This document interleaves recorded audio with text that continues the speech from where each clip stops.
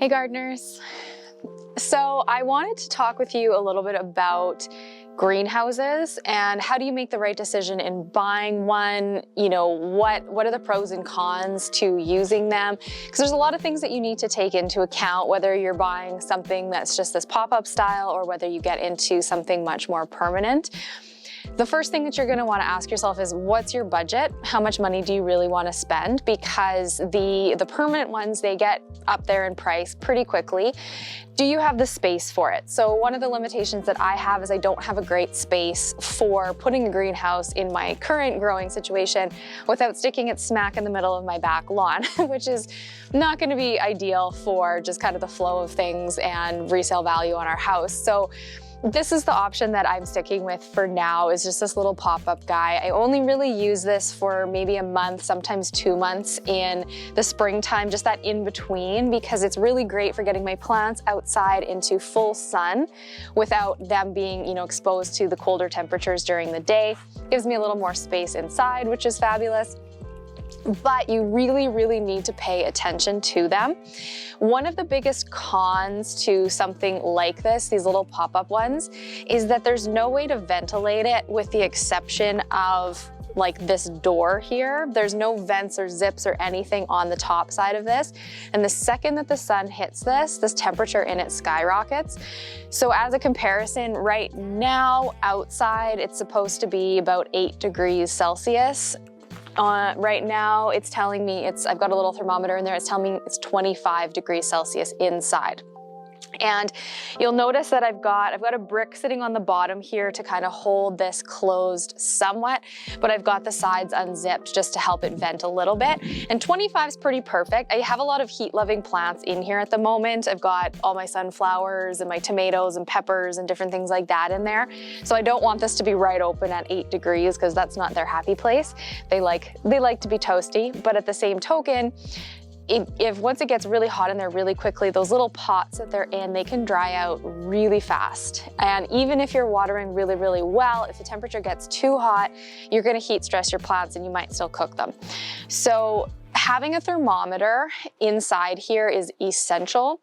And right now I've put the thermometer just down on the one shelf, but normally I have it sitting facing my house, so I can just look out the window and I can see what's happening, which is very handy. I don't have to run out here all the time to see actually what's taking place. And you can even get, I don't have it in this one, I have it in my low tunnels, but there's even thermometers that you can get that also tell you your max and your minimum temperature. So at nighttime, you can gauge actually what you're getting down to, and during the daytime, if you're not paying really close attention, you can see what those maximum temperatures are getting up to. And I find that really, really helpful for me, just sort of gauging, okay, my night temperatures are gonna drop down to 5 degrees tonight. All right, I'll probably stay inside here. Maybe usually it's about 4 or 5 degrees warmer. So it's just helping me get more familiar and comfortable with the temperature fluctuations. That's probably the biggest hang up.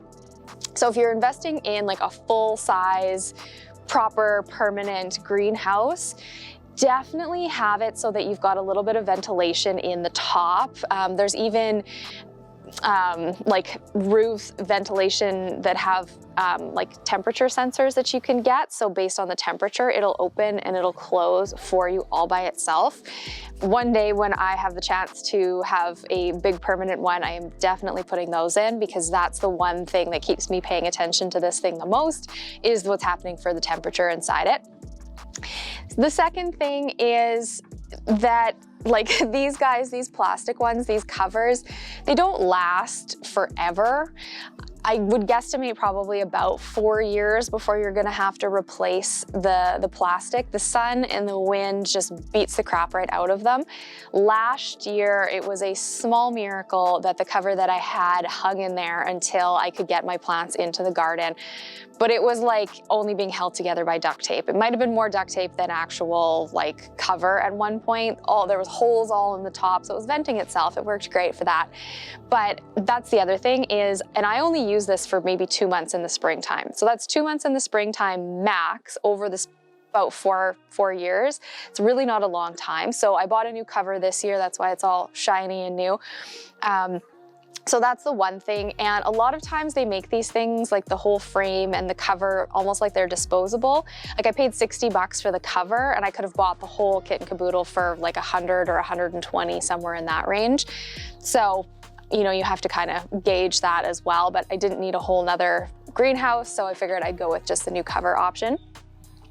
And at nighttime, I'll show you the inside underneath, but at nighttime, the temperature in these guys drops down quite low. It's not going to necessarily keep your plants from freezing depending on what temperature you get to. And if you have like heat-loving plants like I do inside here, they're not going to tolerate those 5 degrees or 0 or even like 10. That's not really their happy place. So I've got a heater in the bottom that helps me to, you know, keep everything nice and stable. And just as an example, last night we got down to -1 degrees Celsius. So even some cold tolerant plants aren't necessarily happy with that when they're in their seedling stage. And the heater that I have is an infrared heater. It does have a thermometer where I can set it to just hold at a specific temperature. And I also put in some big solid cindercrete blocks right in front because it's an infrared, which means it heats mass. So I put some infrared, or the blocks in, pardon me, so that I could get some thermal mass so that the heater would heat up those concrete blocks and just to help hold a little bit nicer of an ambient temperature. Because anytime you have a heater running in something like this, it can like dry out the space quite quickly. So more of that ambient, like radiant temperature coming off of the blocks works amazing. When I came out this morning, the sun had already started to warm this, so the heater had quit, which is really also helpful that the heater's not still running and then the sun comes on, because that could be a bad situation. And so the heater had quit, and then the blocks inside were still just like gently radiating their temperature, and I just zipped it open, and I've been monitoring for all day today just to see sort of what it's been at, and it's been fluctuating between 20 degrees and 30 degrees Celsius just with the zips open. If you work away from home, this might not be the best situation unless you're really comfortable just like cracking it wide open, because I think that would be the only option if you wouldn't want to leave it closed all day, because if the sun came out like today, perfectly blue skies, even though it's a cooler air temperature, the sun is doing a lot to heat that. So I'll take you inside and just show you kind of what's happening for my heater setup. All right, so this is the setup that I have here. Now it is way overkill for this tiny little space, but I have this heater. It works great. It controls the temperature. It's got the built-in thermometer, so I don't really see the point in me getting another one. So I just put it in here, put it on a really low temp. But this thing technically can heat like 1,100 square feet. And then what I've done is I've got one big cindercrete block standing in front of it, and then I've got another smaller one sitting on top, and the heat releases from here. And so it releases and it gets this block here. And so both of these guys in turn start to radiate back that temperature, which means this thing doesn't run near as much. Even though I've got it on a really low temp, it like doesn't run hardly at all, which is really nice once these start to warm up, because heat rises and then it radiates. And I set it so that it would hold at 20 degrees Celsius before I went to bed last night. And when I woke up in the morning, it was holding perfectly at 20 degrees Celsius, which is fabulous. And it dropped down below 0 for a few hours last night. So that's what I've got going on. You'll also probably notice that I've got some big cindercrete pavers. These are just the weights sitting on the bottom of the frame. They're just weighting the whole thing down because the wind can sometimes pull it on these things really easy. So that's my security measure to make sure it doesn't fly away on me. And yeah, that's how I heat it at night. So deciding on your greenhouse is going to come down to a couple of things. So how much space do you have? What's your budget? And how much sort of maintenance or paying attention do you want to have to put into it? Because as I mentioned, these little plastic guys, they don't have a lot of external ventilation besides opening the door. And even opening the door, once we get up to really warm daytime temperatures, this thing gets pretty hot, and oftentimes I will pull everything on the top and I will just lay it on the ground around it, because this top part here holds a lot of heat. So that's probably the one con I find, is just that the temperature is very we'll say it's risky that it gets up really hot in these ones.